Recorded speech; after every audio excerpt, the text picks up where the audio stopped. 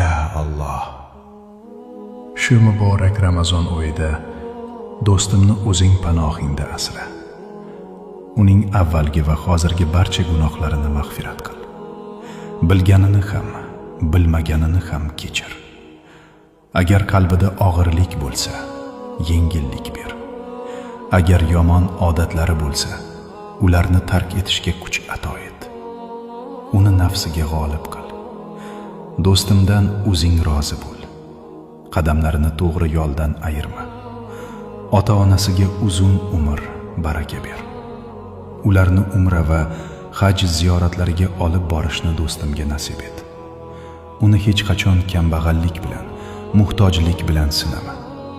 Odamlarga masxara bo'ladigan holga solma.